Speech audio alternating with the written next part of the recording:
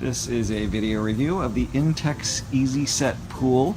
This is the 10-foot diameter by, it says 36 inches, but inside it's only 24 inches deep pool.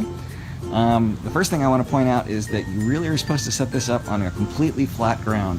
So I'm going to get down here and show you, I'm actually going to move this box. I'm going to show you that if it's not completely flat, and this is only off by a couple of inches, you can actually see the deformation in the pool where on this right side it's sloping inwards and on the left side it's very straight, and so the whole pool is sloping over a couple of inches, not very much, but it's still enough to cause a little bit of deformation.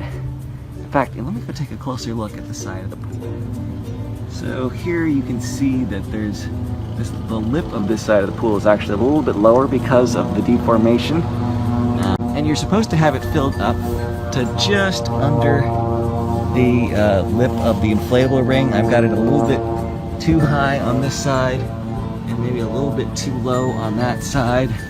Let me show you down here. You can actually see there's the water levels right here, and this is where it really should be. It's maybe 3 inches difference. So it works, but one day I had a problem where it dropped like almost 20 degrees in air temperature. I came out and the water was almost at the top of the lower end. So anyways, it can work. Let's also show you the filter. So the filter, it is a little bit complex to put all these pieces together, but you've got an air bubbler here. You've got, this is where the water goes back to the pool.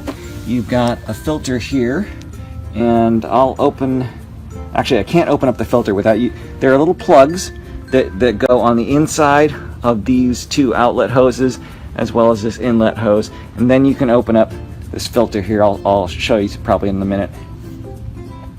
So I've capped off those hoses, and now I can take a look at the filter. You can see the water is pretty dirty in there, and you can see that there's a little bit of brown discoloration here, and so you just take the hose and you wash this off.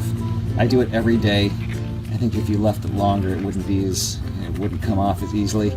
It's a very small pool filter. I think it uses about 60 watts, so I just let it run all day long, 24 hours a day. I actually filled the pool with lake water, which started out pretty darn green, and then let me show you my chemicals. So this is sodium hypochlorite, 12.5%. I actually got this from a kind of a professional farm supply place. I don't know if you can just buy it from a local hardware store, but I used maybe 1/4 of a gallon with the 1,000 gallons of water that's in there, and that killed off the algae and left me with a, I guess it's 3 parts per million of chlorine. Ideally you want like a 1, but you need to raise it up higher to start. And then I've been putting in a little bit. I've only had this pool in operation a week, but just that amount of sodium hypochlorite was enough to keep it crystal clear. Very good conditions. Pump's pretty darn quiet. That's not a problem at all.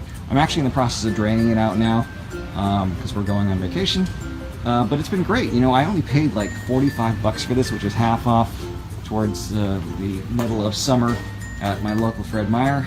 It's definitely been a good investment. The kids have had a great time playing in it, so I would strongly recommend that you try it, but be aware that you do need 10 feet in diameter of very flat ground.